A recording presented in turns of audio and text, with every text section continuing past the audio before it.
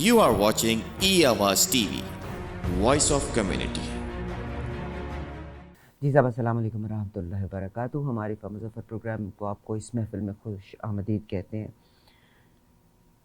میرے ساتھ آج ہمارے معزز مہمان اور انہی کے توسط سے ہی میں جناب مفتی محمد زبیر صاحب سے میری ملاقات ہوئی آج کے پروگرام میں، اور آپ سے بھی ملاقات ہونے جا رہی ہے.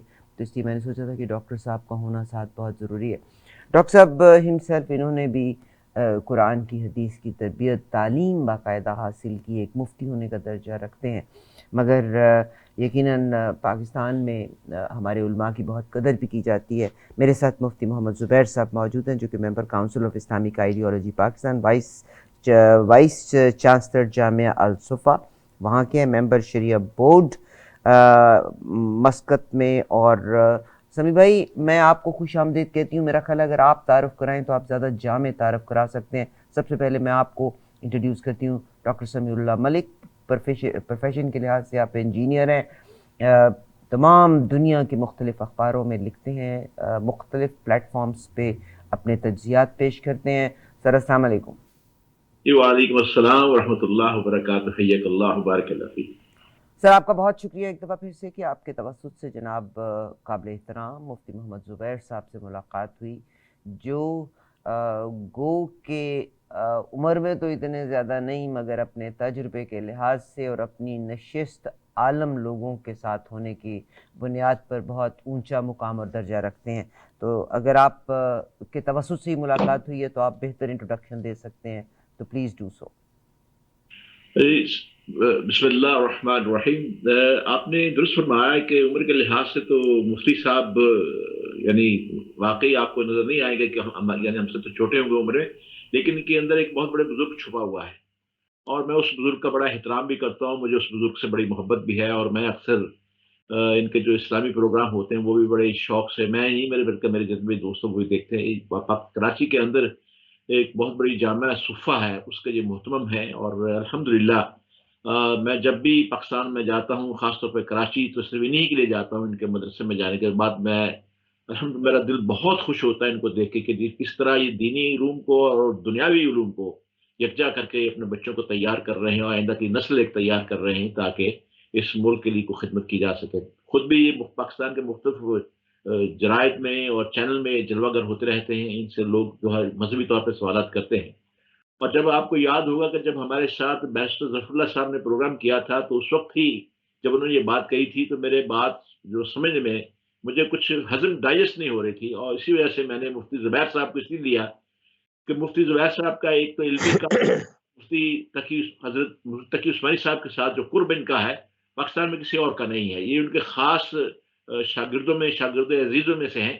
اور سب سے بڑی بات یہ ہے کہ ان کی جو فتاوا کی جو کتابیں ہیں انہوں نے ان کے تمام فتاوا کو انہوں نے کتابوں میں مرتب کیا ہے. اس حوالے سے ماشاءاللہ آپ اسی حوالے سے دیکھ لیں کہ پاکستان کے کتنے بڑے جید عالم بلکہ عالمی سطح پہ ان کا ایک نام ہے مفتی عثمانی صاحب کا. ان کے فتاوا کا مرتب کرنا اور ان کے ہاتھوں مرتب ہونا یہ کتنا بڑا ان کے لیے بھی اعزاز ہے، اور ہمارے لیے بھی ایک اعزاز ہے کہ ہم ان سے استفادہ کرتے ہیں. اور کیونکہ وقت بہت کم ہے اب میں چاہتا ہوں کہ فوری طور پہ اس مدعے کی طرف جایا جائے جس مدعے کے لیے ہم نے جناب مفتی زبیر صاحب کو زحمت دی ہے. اور میں آپ کے حوالے سے مفتی زبیر صاحب کا بھی بڑا مشکور ہوں، ممنون ہوں. اور میں آپ کے حوالے سے مفتی زبیر صاحب کو یہ بھی عرض کرنا چاہتا ہوں کہ آپ پہلی دفعہ نہیں بلکہ کئی دفعہ ٹی وی چینل پہ آئے ہیں، لیکن یہ عالمی چینل پہ آپ پہلی دفعہ جو تشریف لائے میرے توسط سے میرے لیے یہ بہت خوشی اس بات کا موقع ہے. یہ بس بہت شکریہ. جی سر السلام علیکم. وعلیکم السلام. بہت شکریہ سر آپ کی موجودگی کا. اور مختصراً یہ کہ ہم کوئی چیز کے آسرائی کے اوپر آپ کے ساتھ شیئر نہیں کرتے.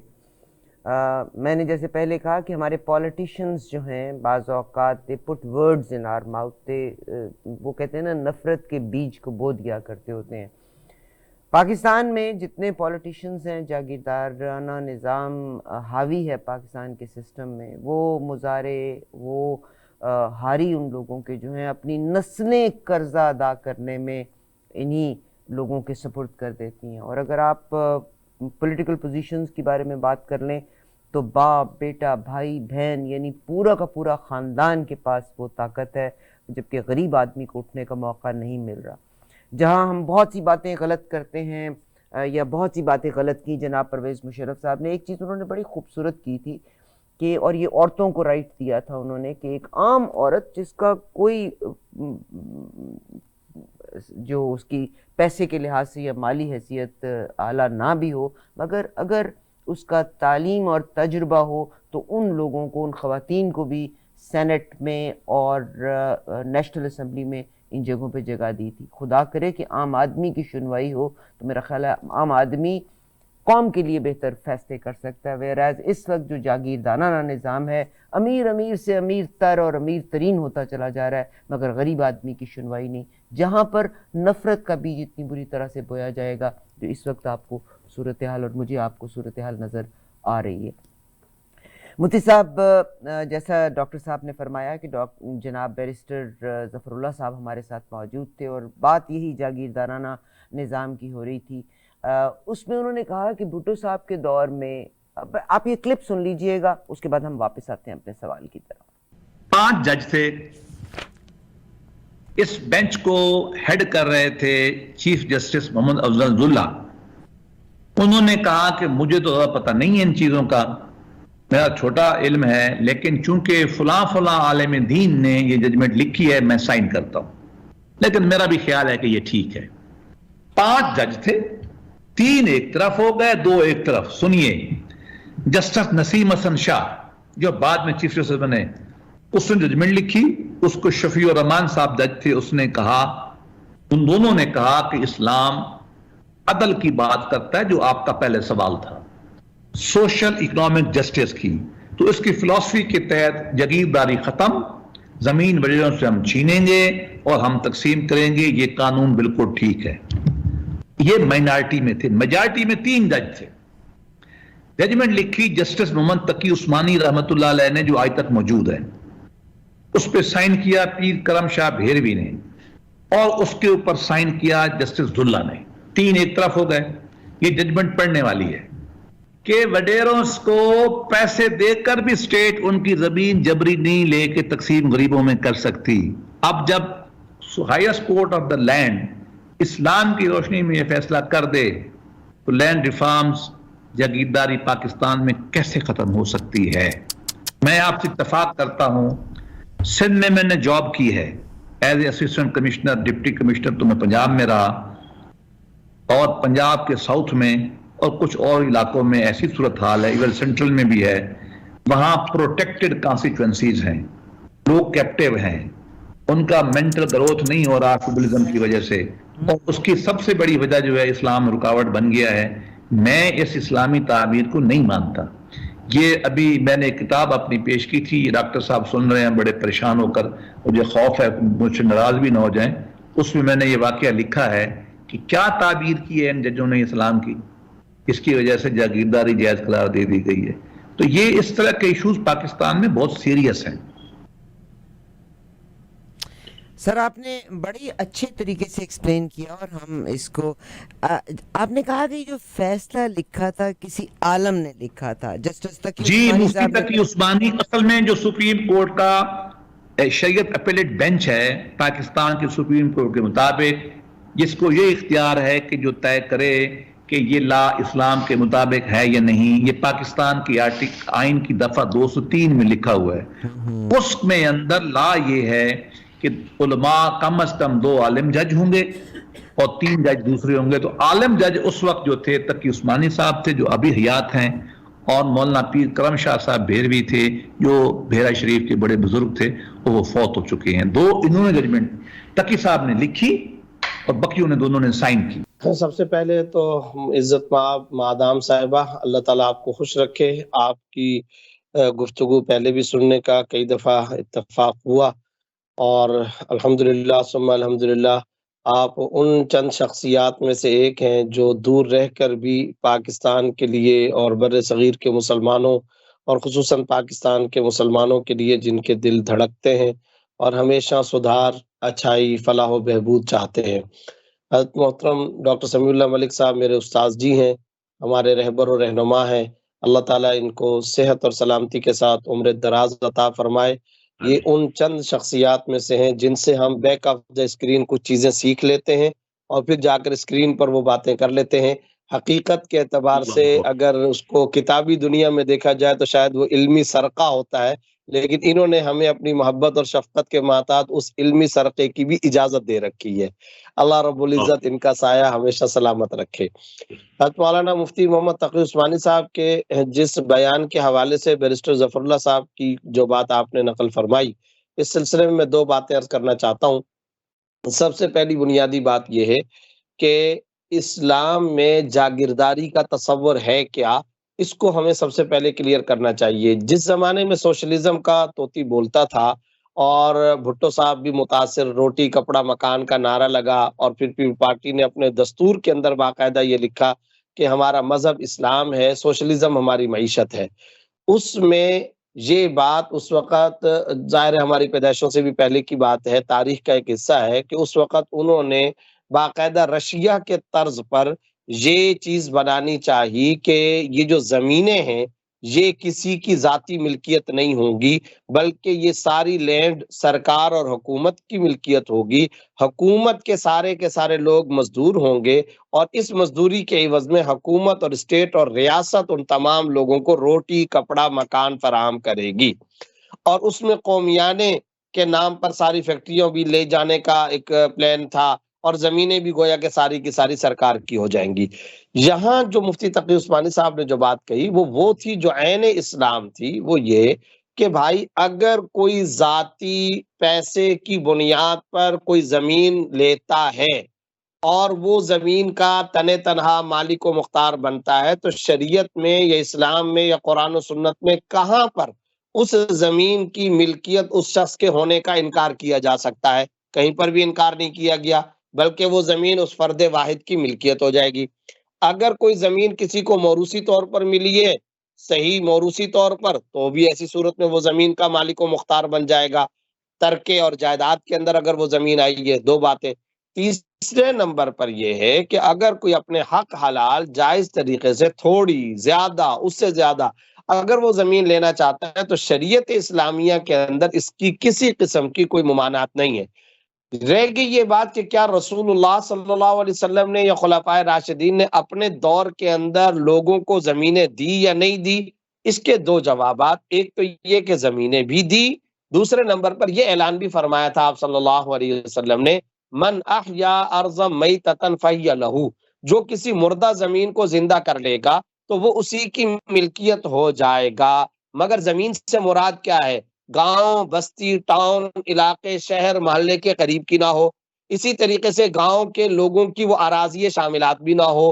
گاؤں محلے اور علاقے بستی گوٹھ دیہات کے لوگوں کے مشترکہ ضروریات بھی اس سے وابستہ نہ ہو. بیابان جنگل صحرا کے اندر اگر کوئی زمین ہے، اس کو کوئی جا کر مردہ زمین بنجر زمین کو کوئی تحجیر کرتا ہے، تحجیر سے مراد یہ کہ اس کی حد بندی کرتا ہے، کوئی عمارت بناتا ہے، اس کو آباد کرتا ہے، تو ایسی صورت میں وہ اس کا مالک بن سکتا ہے. یہ اسلام کے اندر موجود ہے، احادیث کے اندر موجود ہے. مگر منشا یہاں پر الگ الگ ہے. بات یہ ہے کہ لوگ خلط مبحث کرتے ہیں. ایک ہے جاگیرداری کا وہ تصور جو انگریزی سامراج نے بر صغیر کے اندر دیا تھا، اور وہ کیا تھا؟ وہ یہ تھا کہ بہت سارے جو لینڈ لارڈ ٹائپ کے یا سردار یا وڈیرے ملک چیمے نٹوانے نواب اس ٹائپ کے جو لوگ ہوتے تھے، ان کو انگریز سرکار نے پچھلے زمانے کے مخدوموں کو ان کو انگریز سرکار نے بہت بڑی بڑی جاگیریں دے دی. اچھا، وہ جو جاگیریں دی وہ کس بنیاد پر دی؟ وہ اس بنیاد پر دے دی کہ تم ان لوگوں سے لگان بھی وصول کر سکتے ہو، بعض اوقات یہ، اور بعض اوقات یہ کہ لمبی لمبی ہزاروں لاکھوں ایکڑوں پر مشتمل ان کو زمینیں دے دی غداری کے عوض میں، انگریزی سامراجی افواج کی حمایت کے عوض میں.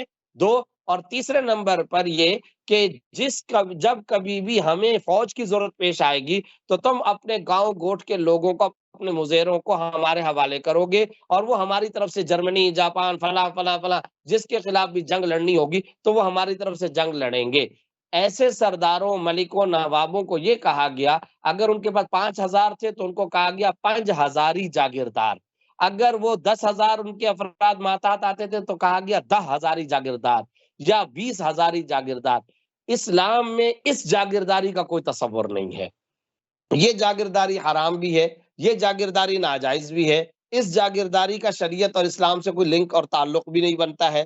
لیکن یاد رکھیے، یہ آپ حضرات بھی بہتر جانتے ہیں، اس مقصد کے لیے جو جاگیر کے طور پر زمینیں دی گئی ہوں گی، کیا اس زمینوں کو رگڑا دینے کی آڑ میں ڈاکٹر سمیع اللہ ملک کی، زبیر کی، یا محترمہ مکرمہ عارفہ ظفر صاحبہ، مظفر صاحبہ کی اگر کوئی ذاتی ملکیت ہے، موروثی زمین ہے، ان کے پیسے حق حلال کے لقمہ اور رزق سے خریدی ہوئی زمین ہے، کیا اس کو بھی ختم کیا جا سکتا ہے؟ کیا وہ اپنی زمین کے مالک و مختار نہیں ہوں گے؟ یہ تھا بنیادی طور پر موقف۔ اچھا، اب کیا معاملہ ہے، ہوتا کیا ہے؟ مادام صاحبہ، جیسے آپ نے شروع کے اندر کہا کہ ہمارے جو پولیٹیشنز ہیں نا، کسی کی بھی کوئی بات ہوتی ہے نا، تو اس بات کا ہر آدمی وہ سیگمنٹ لینے کی کوشش کرتا ہے جس کا وہ ذہنی طور پر حامی ہوتا ہے۔ اب جب میں یہ کہہ رہا ہوں نا کہ اگر کوئی حق حلال سے زمین لیتا ہے تو وہ زمین کا مالک و مختار ہوگا، زمین کا وہ مالک و مختار ہوگا، ایسا لینڈ لارڈ اور وہ جاگیردار بن سکتا ہے۔ اب کیپٹلزم والے، سرمایہ دارانہ نظام والے کیا کہیں گے؟ ہاں بھی دیکھو مفتی صاحب کو، یہ تو کیپٹلزم کے حامی ہے۔ اچھا، جب میں یہ والی بات کروں گا کہ جناب انگریزی سامراج نے اس طرح بطور جاگیر کے جو ہزاروں لاکھوں ایکڑ بغیر کسی شرعی استحقاق کے کسی کو دے دی، وہ اگر کسی کو زمین دی ہے تو اس زمین کا وہ مالک نہیں ہے۔ اب کوئی بندہ جو سوشلزم کا حامی ہوگا وہ میرے اس ٹکڑے کو لے لے گا۔ تو یہ دونوں باتیں اپنی اپنی انتہا پر ہیں، افراط و تفریط ہیں، غلط ہیں۔ جہاں تک شرعی پوزیشن ہے وہ صرف اور صرف یہ، اگر کوئی مردہ زمین کو جا کر کے آباد کرتا ہے تو وہ اس کا مالک بنے گا۔ اور منشا اسلام کی اور رسول اللہ صلی اللہ علیہ وسلم کی کیا تھی؟ وہ یہ تھی کہ ارتکاز دولت نہ ہو، مردہ زمین ہے وہ آباد ہو جائے، لوگوں کو روزگار ملے، لوگ وہاں پر بزی اور مصروف ہوں، معاش کا سلسلہ پھیلے۔ زمین کے صورت میں یہ دولت چند ہاتھوں میں سکڑ اور سمٹ کر نہ رہ جائے، بلکہ اس کی گردش دولت ہونی چاہیے۔ یہ تھا وہاں پر مقصود۔ اور یہاں انگریزی سامراج نے جو جاگیریں دی ہیں، ان کا مقصود کیا تھا؟ ان کا مقصود تو یہ تھا کہ ٹوڈی بچے جنم دیے جاویں، ان کا مقصود تو یہ تھا غدار جنم دیے جاویں، ان کا مقصود تو یہ تھا حریت کی تحریکوں اور آوازوں کو دبایا جائے، اور ہم چند لوگوں کو اس طریقے سے نواز دیں، نوازنے کے نتیجے میں وہ ان زمینوں کے اور وہاں کے لوگوں کے لگان، ٹیکسیشن اور وہاں کے لوگوں کی گردنوں کے مالک بن جائیں، اور پھر خوب غلامی کی زنجیریں آباد ہوں۔ یہ کشمیر کے راجے مہاراجے، پنجاب کے آپ کے بہت سارے نواب، بلوچستان کے آپ کے سردار، یہ اس طریقے سے جاگیردار بنے ہوئے۔ ایسی جاگیر کا تو اسلام میں کوئی تصور نہیں ہے۔ یہی ان کا کہنا تھا، اور یہی ان کی شرعی پوزیشن کی اصل حقیقی کہانی اور صورتحال ہے۔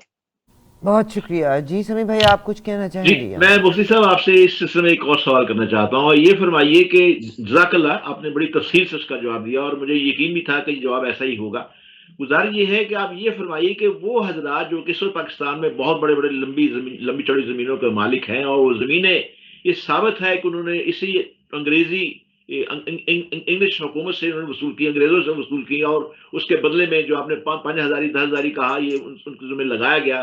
اور آج برطانیہ کی برٹش لائبریری میں چیزیں موجود ہیں ان کے نام کے ساتھ کہ ان کو زمینیں کس لیے دی گئیں۔ یہ فرمائیے کہ آپ اسلامی نژادی کونسل کے ممبر، فاضل ممبر ہیں، ماشاءاللہ آپ کی بہت محنت ہے، میں آپ کا کام دیکھتا ہوں ماشاءاللہ، بلکہ اگر میں یہ کہوں کہ اسلامی نژادی کونسل میں سب سے زیادہ بہترین کام جو ہے آپ کی طرف سے ہو رہا ہے، تو کل کہاں یہ پاکستان میں یہ جو جاگیرداری نظام ہے، اس کے بارے میں آپ کیا، اگر آپ کو یہ اختیار دے دیا جائے کہ پاکستان کے آئین میں جاگیرداری نظام کو ختم کیا جائے، تو اس کا طریقہ کار، ایسی جاگیردیں جس کے بارے میں جو انگریز نے دے رکھی ہیں اور جو کہ انگریز کی خدمت کے لیے دی گئی تھی، ان کے بارے میں آپ کی رائے کیا ہوگی؟ لیکن ڈاکٹر صاحب، بات یہ ہے کہ کچھ چیزیں دو بات ہوتی ہیں۔ ایک بات تو کچھ فیصلے ہوتے ہیں جو معروضی حالات کی روشنی کے اندر لیے جاتے ہیں، اور کچھ فیصلے جن کو ہم کہتے ہیں لانگ ٹرم پالیسی کے طور پر۔ اس میں کوئی شبہ نہیں ہے کہ اگر خلاف شریعت اور ناجائز اور حرام طریقے اور ذریعے سے کسی کو جاگیر دی گئی تھی تو وہ اس جاگیر کا مالک نہیں بنا تھا، اور جب وہ آنرشپ شرعی اعتبار سے اس کا مالک نہیں بنا تھا، اس کی آگے وراثت اگر چلی ہے، اس کی آل اولاد نسبی طور پر آگے سلسلہ، انڈے بچے، اور پھر وہ سارے مالک بنتے گئے اور لوگوں پر سوار ہوتے چلے گئے، تو وہ ظاہر ہے بنا الفاسد علی الفاسد ہے، یعنی ایک سٹیپ غلط، اس کے اوپر دوسرا پھر تیسرا، باطل پہ باطل، باطل پہ باطل چلتا گیا۔ لیکن مسئلہ یہ ہے ڈاکٹر صاحب، آپ میرے سے زیادہ اس بات کو سمجھتے ہو، جانتے ہیں کہ اس وقت جو پاکستان کے جو اس وقت حالات چل رہے ہیں، اگر اس کو کونسل کی سطح پر یا اس مسئلے کو اٹھایا جائے تو آپ خود سمجھ سکتے ہیں کہ یہاں کے حالات کے اعتبار سے یہ معاملہ کس قدر اور گھمبیر شکل اختیار کر سکتا ہے، کیسا پنڈورا باکس کھل سکتا ہے، اور پھر کس طریقے سے اللہ معاف کرے اللہ بچائے کہ قتل و غارت گری کا ایک بازار، اور پھر پولیٹیشن، اور پھر سیاستدانوں کی صورتحال، اور پھر اسٹیبلشمنٹ کی صورتحال، پھر جو اس قانون کو امبوز کرنا چاہے گا وہ، اور پھر آپ کو بنتا ہے جس سے زمینیں چھینی جائیں۔ میرے سے زیادہ آپ بہتر زیادہ جانتے ہیں فیصل آباد کے اندر آپ کو تجربہ بھی ہے، ایک 80 گز کا، 60 گز کا، 120 گز کا پلاٹ اور مکان کوئی اس کے اوپر قابض بیٹھا ہوا ہو اور اس قابض کو نکالا جائے تو یقین جانے بے شمار لوگ ہیں، بے شمار لوگ ہیں، چاہے وہ کراچی ہو، چاہے انٹیریئر کے علاقے ہو، چاہے بلوچستان کے علاقے ہو، کتنے قتل و غارت گری ہوتی ہے۔ آپ نے حال ہی میں اندرون سندھ کے اندر زمینوں کے جھگڑوں پر کتنے قتل و قتال سنے ہوں گے، ابھی 1-2 ہفتہ پہلے کی بات ہے۔ تو مقصد کہنے کا یہ کہ یہ اتنا بڑا ایک معاملہ ہے، اس وقت جو معروضی صورتحال پاکستان کی معاشی ہے، سیاسی صورتحال ہے، عدم استحکام کا معاملہ ہے، امن و امان کا معاملہ ہے، بلوچستان اس وقت جس طرح سے سلگ رہا ہے، اور یہ جتنے مسائل ہیں، تو میں سمجھتا ہوں کہ شاید اس وقت اس معاملے کو چھیڑنا یا اس کے اوپر وہ کرنا، یہ شاید قرین قیاس یا حکمت کے مطابق نہیں ہوگا۔ باقی یہ بات بالکل درست ہے کہ اگر کوئی صحیح طور پر شرعی طور پہ مالک نہیں ہوا تھا تو آج وہ مالک نہیں ہے، قابض ہے، مالک نہیں ہے، قابض ہے، اور قابض سے قبضہ چھڑانے کے اندر پھر جو نتنے پیچیدہ مسائل پیدا ہو سکتے ہیں اس کا آپ کو بھرپور اندازہ ہی ہے۔ جزاک اللہ، بہت شکریہ، شکریہ بہت سر، مفصل بہت جواب شکریہ، آپ نے یہی چیزیں ہیں اور مجھے یقین ہے کہ آپ ہمیں دوبارہ بھی موقع ضرور دیں گے۔ میں بھی آپ کی سر پروفائل کو دیکھ رہی تھی، آپ ایم فل کر رہے ہیں اور یہ خرید و فروخت جدید صورتیں جی جی اور ان کے شرعی احکام۔ ہم کینیڈا جی میں جی رہتے ہیں، بہت سے لوگ امریکہ میں، آسٹریلیا میں، یہاں وہاں رہتے ہیں۔ سر میں نے اپنی زندگی کے اس 24 سال میں بے شمار ایسی لوگوں کو آتے ہوئے دیکھا جنہوں نے، دس از ویری سیڈ کہ ہم مذہب کے نام پہ جب فراڈز کرتے ہیں کہ جی آپ شرعی نظام کے لحاظ سے اپنی مورگیج لے لیں، انہوں نے پیسہ ویسا بنایا بھی، اکٹھا بھی کیا، 3-4 سال کام کیا، اس کے بعد پیسہ لپیٹا، وہی اگین غریب آدمی اسلام کے چکر کے بیچ میں دھوکے میں آ جاتا ہے۔ وہ تو چلے گئے مگر بہت سے لوگوں نے لوز کیا۔ میں انٹرنیشنل اگر مارکیٹ کو دیکھتی ہوں تو کوئی بھی ملک ایک اکیلی طور پہ نہیں رہ سکتا، انٹرنیشنلی ہم ڈپینڈ کرتے ہیں انٹرنیشنل سسٹم کے اوپر، جس میں ظاہر سود پہ انٹرنیشنل سسٹم چلتا ہے۔ سعودی عربیہ بھی پاکستان کو قرضہ دیتا ہے تو آپ انٹرسٹ ریٹ آپ کے لیے ایک مختص کر دیا جاتا ہے، آئی ایم ایف آپ کو قرضہ دے گی تو ایک انٹرسٹ کی ریٹ ہے۔ تو اسلام میں پک اینڈ چوز ہم نہیں کر سکتے۔ کیا فرمائیں گے آپ living in this country? There are some people جو ساری زندگی کرایہ پے کرتے رہتے ہیں، انشورنس نہیں لیتے، آگ لگ جاتی ہے اس کے بعد وہ سڑکوں کے اوپر بیٹھے ہوتے ہیں، ان کی کوئی چیز کور نہیں ہوتی۔ تو کیا ان لوگوں کے لیے فرمائیں گے کہ وہ گھر بھی لے سکیں تاکہ ان کے پاس ایک چھت تو ہو نا؟ دیکھیں اس سلسلے میں گزارش یہ ہے کہ ایک بات یہ ذہن کے اندر رکھیے کہ اسلام اس بات کی چاہت رکھتا ہے اور تعلیم بھی دیتا ہے کہ اگر کسی جگہ پر کوئی پابندی ہے تو اگر اس کا کوئی شرعی متبادل ہے تو وہ شرعی متبادل ضرور پیش کرنا چاہیے۔ میں اس سلسلے میں عرض کرتا ہوں کہ مارگیج پر یا سودی لون کے ذریعے سے مکان لینا شرعاً جائز نہیں ہے، it is not allowed in the light of the Quran و سنہ۔ البتہ اس کا متبادل پیش کیا گیا ہے اور وہ متبادل ایسا ہے جو قابل عمل ہے۔ مثال کے طور پر ایک آدمی بینک کے پاس جاتا ہے اور بینک کہتا ہے بھائی یہ فرض کریں کہ 10 کروڑ روپیہ میں تمہیں دے رہا ہوں، تم جا کر کے فائنانسنگ کرتے ہو، مکان لیتے ہو، پلاٹ لیتے ہو، مجھے اس سے کوئی غرض نہیں ہے، 10 کروڑ روپے میں نے تمہیں دے دیے اور تم نے اس کے بدلے میں فرض کریں کہ 10 کروڑ 50 لاکھ روپیہ مجھے دینا ہے۔ ظاہر ہے کہ یہ تو کھلا ہوا سود ہے، حرام ہے، ناجائز ہے۔ شریعت کے اندر اس کا متبادل یہ پیش کیا گیا ہے کہ بھائی اس میں مرابحہ کا ایک طریقہ اختیار کیا جائے۔ مرابحہ، واٹ از دا میننگ مرابحہ؟ یعنی بینک ایک پلاٹ، ایک مکان خریدے، 10 کروڑ روپے کا فرض کرے اس نے خریدا، وہ آگے اپنے اس کلائنٹ کو، کسٹمر کو 12 کروڑ میں، 11 کروڑ میں قسطوں کے اندر بیچ دے۔ نقد بینک خریدے 10 کروڑ میں، آگے قسطوں اور ادھار پر بیچ دے، فروخت کر دے 11 کروڑ روپے میں۔ یہ طریقہ ہے سیل اینڈ پرچیز کا۔ یہ لون کا طریقہ نہیں ہے، یہ سیل پرچیز کا طریقہ ہے، جائز ہے، حلال ہے۔ اچھا، یہ وہ طریقہ ہے کہ جو اب اسلامی بینکاری کے نام سے جو ایک ماڈل وجود میں آیا ہے، بعض لوگوں کو اس کی بعض چیزوں پر اعتراض ہو سکتا ہے، لیکن یہ جو طریقہ میں نے آپ کو بتایا، یہ مرابحہ کا طریقہ ہے، حلال طریقہ ہے، جائز طریقہ ہے۔ جس طرح انہوں نے لون دے کر اوپر پروفٹ لینا تھا، وہ تو تھا سود، وہ اضافی رقم تو تھی حرام، لیکن اس طریقے سے یہ 10 کروڑ روپے کا مکان خرید کر آگے 11 کروڑ روپے میں جب بیچیں گے تو یہ جو 1 کروڑ روپے آ رہا ہے یہ پروفٹ ہے، یہ سود نہیں ہے، یہ اضافی رقم منافع ہے، حلال ہے۔ اچھا، پاکستان کے اندر کوئی آدمی، کوئی کلائنٹ، کوئی کسٹمر بینک میں جائے اور اس کو جا کر کے بات سنائے تو شاید یہاں تو کوئی بات سننے والا ہو یا نہ سننے والا ہو، لیکن کینیڈا کے اندر، امریکہ کے اندر، وہاں پر تو باقاعدہ ایک کلائنٹ اور کسٹمر جا کر کے بات چیت کر سکتا ہے۔ پھر اس کے علاوہ کئی سارے بینک بھی اس طریقے سے، اسلامی بینک وجود میں آ چکے ہیں، لبیک کے نام سے، لا ربا کے نام سے، کچھ اس طریقے سے صحیح اسلامک فائنانسنگ کرنے والے ادارے موجود ہیں، تو ان سے بھی یہ کام کیا جا سکتا ہے، بات چیت ہو سکتی ہے۔ پلس ایک اور بات یہ کہ آپ نے انشورنس کا کہا، تو انشورنس کا متبادل تکافل کی صورت کے اندر تیار کر لیا گیا ہے۔ بنگلہ دیش کے علماء، انڈیا کے علماء، قطر کے علماء، عرب کے علماء نے، بر صغیر سے ہم نے بھی اس کے جواز کا فتویٰ دیا ہے، وہ انشورنس کا متبادل ہے۔ تو گویا کہ مارگیج کے متبادل اسلامی بینکاری سے فائنانسنگ کی جائے، انشورنس کے متبادل تکافل کا کام اختیار کیا جائے، تو اس کی شرعی طور پر گنجائش ہے۔ بہت شکریہ سر۔ تھوڑی سی اس میں وضاحت فرما دیجیے، مثال کے طور پہ 10 کروڑ 11 کروڑ، مثال کے طور پہ بینک نے 10 کروڑ روپے کی وہ جگہ خریدی ہے اور مجھے وہ 11 کروڑ کی فروخت کر رہا ہے، مجھے وہ کہتا ہے جو اضافی 1 کروڑ ہے میں تم سے 20 سال میں اتنی قسطوں میں لوں گا آپ سے، میں یہ میری قسط ہوگی، میں لوں گا، تو کیا یہ جائز ہوگا؟ پیریڈ کہتے ہیں، جی and this is what it is۔ جی، کیا یہ پھر جائز ہوگا؟ جی، اب میں عرض کرتا ہوں، اگر تو بینک آپ کو 10 کروڑ روپیہ دے دے اور پھر کہے کہ میں اس 10 کروڑ روپے کو 20 سال میں، 15 سال میں، 10 سال کے اندر آپ سے 11 کروڑ روپے کی شکل کے اندر لوں گا، کیش دیا، اضافی 1 کروڑ روپیہ وصول کیا، سود ہے، حرام ہے، ناجائز ہے، اس کی کوئی گنجائش نہیں۔ جو صورت میں بتا رہا ہوں وہ یہ کہ باقاعدہ بینک ایک مکان پرچیز کرے، 10 کروڑ روپے کا اس نے مکان خرید لیا، اور مکان خریدنے کے بعد اب وہ آپ کو 11 کروڑ روپے کے اندر بیچے قسط وار ادھار میں، اٹ از الاؤڈ، یہ جائز ہے۔ اس کو سادہ دوسرے لفظوں کے اندر میں عرض کر دوں کہ ایک چیز نقد سستے داموں میں بیچنا، وہی چیز ادھار مہنگے داموں کے اندر بیچنا شرعاً جائز ہے۔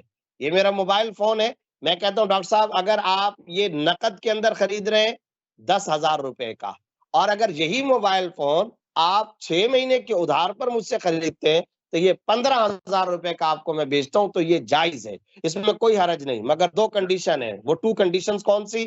پہلی کنڈیشن یہ ہے کہ ایک تو قیمت کو ایک فکس کر دی جائے کہ بھائی میں 6 مہینے کے ادھار پر لے رہا ہوں اور 10 کے بجائے میں 15,000 روپے قیمت رکھ رہا ہوں، دونوں سیلر پرچیزر کی طرف سے قیمت اور قیمت کی ادائیگی کی مدت فکس اور مقرر ہو جائے۔